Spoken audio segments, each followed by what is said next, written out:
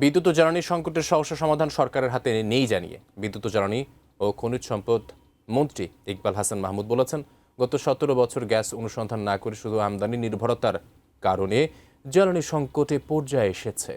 অন্যদিকে সংশ্লিষ্ট মন্ত্রণালয়ের কাঠামোগত দুর্বলতা জ্বালানি নিরাপত্তার ক্ষেত্রে হুমকি হয়ে দাঁড়িয়েছে বলে মত বিশেষজ্ঞদের। রাজধানীর ব্র্যাক সেন্টারে দেশের জ্বালানি সংকট নিয়ে সিপিডি আয়োজিত সেমিনারে এসব কথা বলেন বক্তারা। তীব্র তাপদাহে লোডশেডিংয়ের যন্ত্রণায় জনমনে ক্ষোভের পাশাপাশি বিদ্যুৎ ও গ্যাস সংকটে ৩৫-৪০% কমেছে শিল্পের উৎপাদন। সম্প্রতি দেশের একটি ভাসমান এলএনজি টার্মিনাল অগ্নিকাণ্ডে ক্ষতিগ্রস্ত হওয়ায় সেই সংকট আরও প্রকট হয়েছে।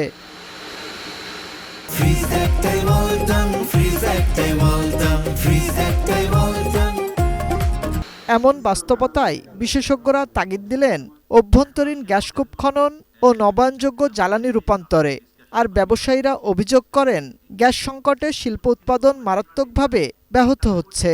অনেক ক্রয়াদেশ বাতিল হয়ে অন্য দেশে চলে যাচ্ছে। পলিটিক্যালিও এটা খুব গুরুত্বপূর্ণ, কারণ তারা তো প্রতিশ্রুতি দিয়ে এসেছেন যে অর্থনীতিকে কোথায় নিয়ে যাবেন, সেটাও যদি পূরণ করতে হয় তাহলে এই খাতটাকে আসলে নেগলেক্ট করার জন্য এক সেকেন্ডও সময় নাই।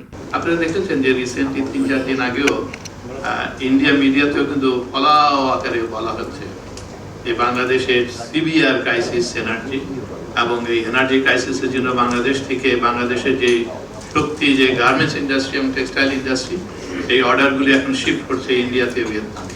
এই যে মেসেজগুলি যে যায়, এটা কিন্তু আমাদের জন্য একটা বিরাট ক্ষতি।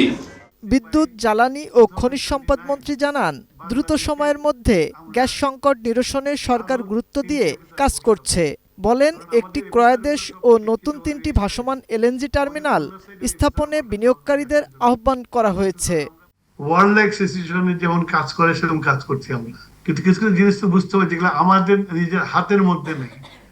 এখন এফএসআরও খারাপ হয়ে গেছে, এখানে তো আমি জোর জবরদস্তি করে বলতে পারবো না ছেড়ে দাও।